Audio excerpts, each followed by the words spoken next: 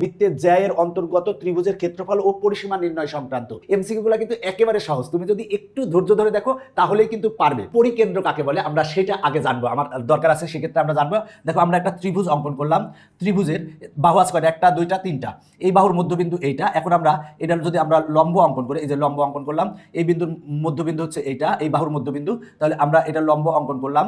আর এই বাহুর মধ্যবিন্দু হচ্ছে এইটা, এটা আমরা লম্ব অঙ্কন করলাম। লম্ব অঙ্কন করার পরে একটা বিন্দুতে মিলিত হয়েছে, দেখো এই বিন্দুকে আমরা বলবো হচ্ছে পরিকেন্দ্র।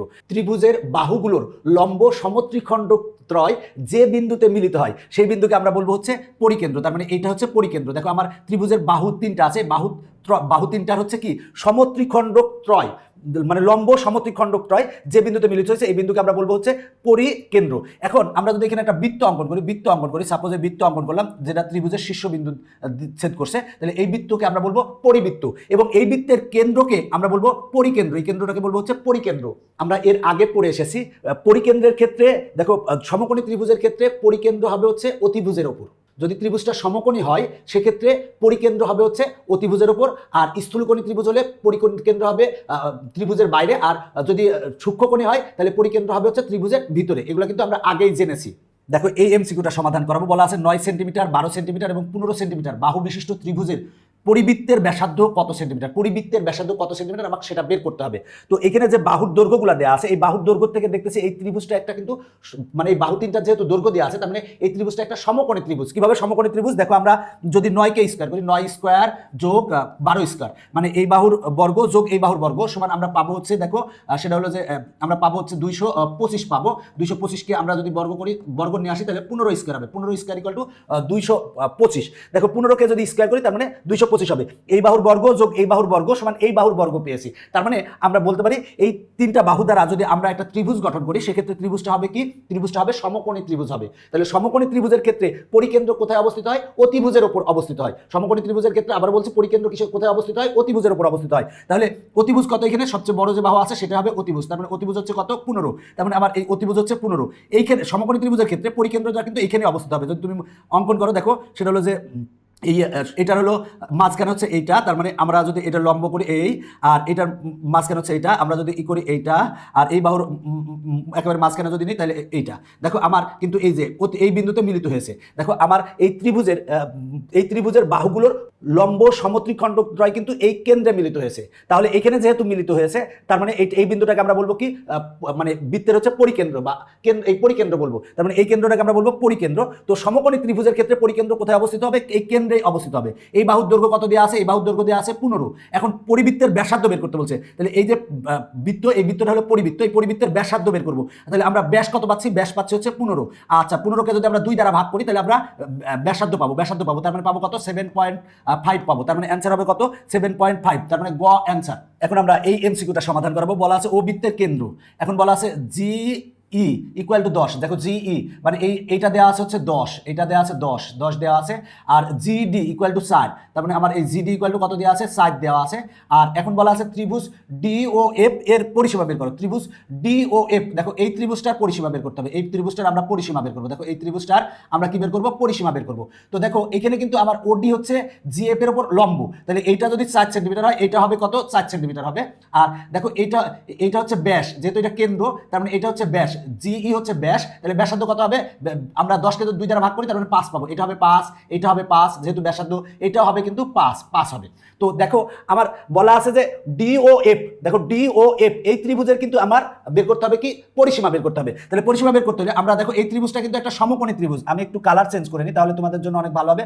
দেখো এই ত্রিভুজটা কিন্তু একটা কি ত্রিভুজ, দেখো তো সেটা হলো সমকোণী ত্রিভুজ। এই ত্রিভুজটা একটা সমকোণী ত্রিভুজ। এই সমকোণী ত্রিভুজের ক্ষেত্রে আমার দুইটা বাহুর দৈর্ঘ্য দেওয়া আছে। তাহলে মনে করো যে এই কোণটা হচ্ছে 90 ডিগ্রি, 90 ডিগ্রি বিপরীত বাহু হচ্ছে অতিভুজ। তাহলে আমরা মনে করো ভূমি দেওয়া আছে, লম্ব যদি বের করতে চাই, লম্ব বের করার সূত্র কি, আমরা পিথাগোরাসের সূত্র থেকে জানি লম্ব স্কয়ার প্লাস ভূমি স্কয়ার ইকুয়াল টু অতিভুজ স্কয়ার। তার মানে লম্ব ইকুয়াল টু কি হবে, রুট ওভার অফ অতিভুজ স্কয়ার মাইনাস ভূমি স্কয়ার। তার মানে কত হবে 5 স্কয়ার মাইনাস কত হবে 4 স্কয়ার, অতিভুজ স্কয়ার মাইনাস ভূমি স্কয়ার। তাহলে আসে হচ্ছে দেখো এই ক্ষেত্রে আমরা পাবো √9 মানে হচ্ছে 3। তার মানে দেখো এটা হবে হচ্ছে 3, যেহেতু অতিভুজ 5 আর এই বাহু 4 দেওয়া আছে তার মানে এটা 3 হবে, এটা আমরা জানি। তাহলে দেখো আমরা এই ত্রিভুজের তিনটা বাহুর দৈর্ঘ্য পেয়ে গেছি। এখন আমার পরিসীমা কত হবে, পরিসীমা হবে হচ্ছে দেখো 3 আর 4 যোগ করলে কত হবে 7, 7 আর 5 যোগ করলে কত হবে 12। তার মানে পরিসীমা কি মানে কি, 3 বাহুর যোগফল, 3 বাহুর যোগফল কত আসে 12 আসে। তার মানে অ্যান্সার হচ্ছে কত, ক। আমরা এখন এই এমসিকিউটা সমাধান করব। বলা আছে ও কেন্দ্র বিশিষ্ট এসিবিডি বৃত্তে এবি ইকুয়াল টু 10 সেন্টিমিটার। দেখো বলা আছে এই এবি কিন্তু ব্যাস, এটা হচ্ছে কেন্দ্র, তার মানে এবি ইকুয়াল টু কত দেওয়া আছে 10 সেন্টিমিটার দেওয়া আছে, এখানে 10 লেখা আছে। এখন বলা আছে ওই লম্ব এডি, দেখো বলা আছে ওই লম্ব হচ্ছে এডি, মানে ওই হচ্ছে এডি এর উপর লম্ব, সেটা বলা আছে ওই ইকুয়াল টু 3 সেন্টিমিটার, ওই ইকুয়াল টু এখানে 3 সেন্টিমিটার দেওয়া আছে। দেখো এই ওই ইকুয়াল টু 3 সেন্টিমিটার দেওয়া আছে। এবার বলা আছে এসি লম্ব বিসি, দেখো বলা আছে এসি হচ্ছে, দেখো বলা আছে হচ্ছে যে এসি, দেখো এসি লম্ব হচ্ছে বিসি, মানে এসির উপরে এই বিসি হচ্ছে লম্ব, সেটা বলা আছে। এখন বলা আছে ত্রিভুজ এসিবি এর পরিসীমা কত, তাহলে আমার বলা আছে এসিবি, দেখো এসিবি এই ত্রিভুজের আমার পরিসীমা বের করতে হবে। তো এর আগে যা তথ্য দেওয়া আছে কোনো তথ্যই আমার এখানে কাজে লাগবে না। দেখো আমার খালি লাগবে, আমার দেওয়া আছে এইটা দেওয়া আছে এবি দেওয়া আছে, আমার এবি ইকুয়াল টু কত দেওয়া আছে 10 দেওয়া আছে, 10 দেওয়া আছে। এখানে কিন্তু দুইটা দাগ দেওয়া আছে, এখানে দুইটা দাগ দেওয়া আছে, তার মানে কি এই বাহু আর এই বাহু কিন্তু সমান। তাহলে দেখো আর এখানে কিন্তু এটা কিন্তু 90 ডিগ্রি বলা আছে, যে এখানে সমকোণ দেওয়া আছে, তার মানে এই ত্রিভুজটা একটা কি সমকোণী সমদ্বিবাহু ত্রিভুজ, যেহেতু দুইটা বাহু সমান। তো এখন আমার যেহেতু পরিসীমা বের করতে হবে, তাহলে আমরা একটা বাহু জানি, এটা হচ্ছে কত জানি 10 জানি। এখন এই বাহু আর এই বাহু বের করতে হবে, তাহলে এই দুইটা বাহু যেহেতু সমান, আমরা এই বাহুকে x ধরলাম, তার মানে এই বাহু হবে কি x। তাহলে আমরা সমকোণী ত্রিভুজের ক্ষেত্রে কি জানি যে এই বাহু স্কয়ার যোগ এই বাহু স্কয়ার ইকুয়াল টু কি হবে অতিভুজ স্কয়ার, মানে এই 90 ডিগ্রি বিপরীত বাহু হচ্ছে অতিভুজ, তার মানে আমার হবে হচ্ছে x square plus x square equal to কত হবে অতিভুজ স্কয়ার, অতিভুজ মানে কত 10 স্কয়ার। এখন আমার এক্স স্কয়ার আর এক্স স্কয়ার যোগ করলে কত হবে 2x স্কয়ার হবে, 2x স্কয়ার 10 স্কয়ার মানে কিন্তু 100।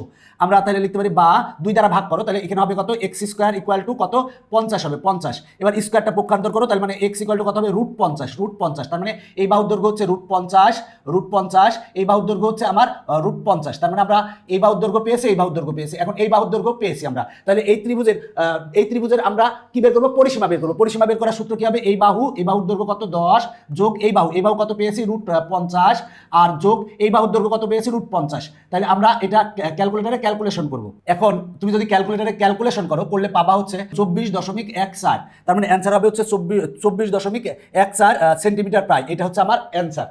দেখো আমরা এই এমসিকিউটা সমাধান করাবো। বলা আছে ও কেন্দ্র বিশিষ্ট এসিবিডি বৃত্তে এবি ইকুয়াল টু 10 সেন্টিমিটার, মানে এই এবি ইকুয়াল টু কত দেওয়া আছে 10 দেওয়া আছে। এরপরে বলা আছে ওই লম্ব এডি, দেখো ওই লম্ব হচ্ছে এডি, এটা লম্ব বলা আছে। এবার ওই ইকুয়াল টু 3 সেন্টিমিটার, দেখো ওই ইকুয়াল টু কত দেওয়া আছে 3 সেন্টিমিটার। এবার বলা আছে এসি লম্ব বিসি, দেখো এসি লম্ব হচ্ছে বিসি বলা আছে। এখন বলা আছে ত্রিভুজ ও এ ই এর ক্ষেত্রফল কত, দেখো ও এ ই, তার মানে এইটুকের আমার ক্ষেত্রফল বের করতে হবে, এই ত্রিভুজটার ক্ষেত্রফল বের করতে হবে। এই ত্রিভুজটা একটা কি ত্রিভুজ বলো তো, একটা সমকোণী ত্রিভুজ। কেন সমকোণী ত্রিভুজ, এই কোণটা 90 ডিগ্রি, এই বাহুটা বলা আছে 3। এখন দেখো এই আমার ব্যাস দেওয়া আছে, ব্যাস কত 10 দেওয়া আছে, আমরা 10 কে 2 দ্বারা ভাগ করলে কি পাবো ব্যাসার্ধ পাবো, ব্যাসার্ধ কত পাবো ব্যাসার্ধ পাবো 5। তার মানে আমার দেখো আমার এই সমকোণী ত্রিভুজের 90 ডিগ্রি বিপরীত বাহু হচ্ছে অতিভুজ, আমার অতিভুজ দেওয়া আছে লম্ব দেওয়া আছে, আমরা ভূমি বের করে নেব। তাহলে এই বের করে নেব, আমরা ভূমি বের করব। ভূমি বের করার সূত্র কি √অফ লম্ব স্কয়ার, দেখো অতিভুজ স্কয়ার মাইনাস লম্ব স্কয়ার, তার মানে 5 স্কয়ার মাইনাস 3 স্কয়ার সমান আসবে কিন্তু 4। যেহেতু এটা 5 এটা 3, তার মানে এটা কিন্তু 4ই আসবে, সবসময় মনে রাখবা, তাহলে ভালো। তাহলে দেখো আমার এই ত্রিভুজের আমরা ভূমি জেনেছি, লম্ব জেনেছি। আমরা জানি সমকোণী ত্রিভুজের ক্ষেত্রফল নির্ণয়ের সূত্র কি হাফ ইনটু লম্ব গুণ ভূমি। লম্ব কত, লম্ব হচ্ছে 3 আর ভূমি কত, ভূমি হচ্ছে 4। তাহলে এবার আমরা যদি কাটাকাটি করি তাহলে হবে কত 3 দুগুণে 6, তার মানে অ্যান্সার হবে হচ্ছে 6 বর্গ সেন্টিমিটার, তার মানে ক অ্যান্সার। এখন আমরা এই এমসিকিউটা সমাধান করাবো। বলা আছে চিত্রে ও বৃত্তের কেন্দ্র, দেখো ও বৃত্তের কেন্দ্র বলা আছে এডি ইকুয়াল টু 10 সেন্টিমিটার হলে বলা আছে বৃত্তের ক্ষেত্রফল কত। তাহলে এডিটা কি দেখো তো, আমার এটা হচ্ছে কেন্দ্র, তাহলে কেন্দ্র দিয়ে যদি কোনো জ্যা যায় সেটা হবে কি ব্যাস হবে, তার মানে আমার এখানে কিন্তু ব্যাস দেওয়া আছে। আমরা ব্যাসকে 2 দ্বারা ভাগ করলে কি পাবো ব্যাসার্ধ পাবো, ব্যাসার্ধ বলতে এই যে এইটুক পাবো, আমরা এইটুক পাবো, এইটুকু যা এইটুকু তাই। তার মানে আমরা ব্যাস দেওয়া আছে 10 কে যদি 2 দ্বারা ভাগ করি তাহলে আমরা ব্যাসার্ধ পাবো, তার মানে 10 ভাগ 2 সমান কত আসবে 5 আসবে। তারপরে ব্যাসার্ধকে আমরা 8 ধরলাম, আর ইকুয়াল টু কত পেয়েছি আমরা 5 পেয়েছি। এখন দেখো আমার বৃত্তের কি পেয়েছি ব্যাসার্ধ পেয়েছি। এখন বৃত্তের ক্ষেত্রফল বের করতে বলেছে। আমরা জানি কি বৃত্তের ক্ষেত্রফলের সূত্র কি পাই আর স্কয়ার, আমরা এই সূত্র জানি। পায়ের মান 3.1416 আর আর এর মান কত 5, তার মানে 5 স্কয়ার।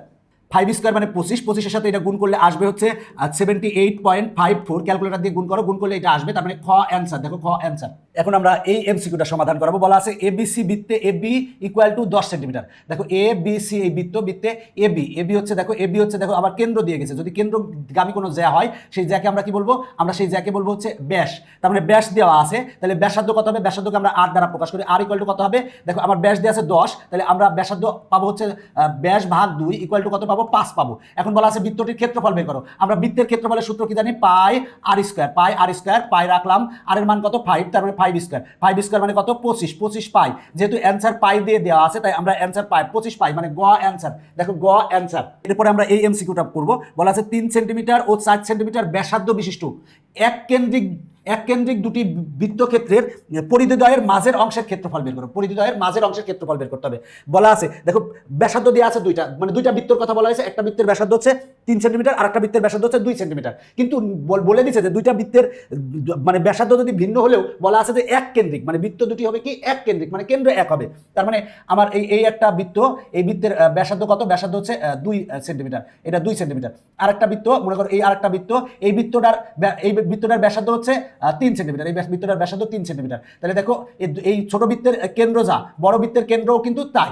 বলা আছে যে 3 সেন্টিমিটার ও 2 সেন্টিমিটার ব্যাসার্ধ বিশিষ্ট এক কেন্দ্রিক মানে দুইটা কেন্দ্র এক, দুটি বৃত্তক্ষেত্রের পরিধিদ্বয়ের মাঝের অংশের ক্ষেত্রফল কত বর্গ সেন্টিমিটার। দেখো পরিধিদ্বয়ের মাঝের অংশ মানে এই মাঝের অংশের আমরা ক্ষেত্রফল বের করব। ক্ষেত্রফল কত বলা আছে, পরিধিদ্বয়ের মাঝের অংশের, মানে এই পরিধিদ্বয়ের মাঝের অংশের এই অংশের আমরা ক্ষেত্রফল বের করব। তাহলে এই অংশের ক্ষেত্রফল কিভাবে বের করব, টোটালটার ক্ষেত্রফল বের করব, মানে বড় বৃত্তের ক্ষেত্রফল বের করব, এরপরে ছোট বৃত্তের ক্ষেত্রফল বের করে আমরা বড় বৃত্তের ক্ষেত্রফল থেকে ছোট বৃত্তের ক্ষেত্রফল বাদ দিব। তাহলে বড় বৃত্তের ক্ষেত্রফল কত হবে, বড় বৃত্তের ক্ষেত্রফল হবে পাই আর স্কয়ার, আর মানে কত 3, তার মানে পাই 3 স্কয়ার। বড় বৃত্তের ক্ষেত্রফল হচ্ছে পাই আর স্কয়ার, মানে পাই 3 স্কয়ার।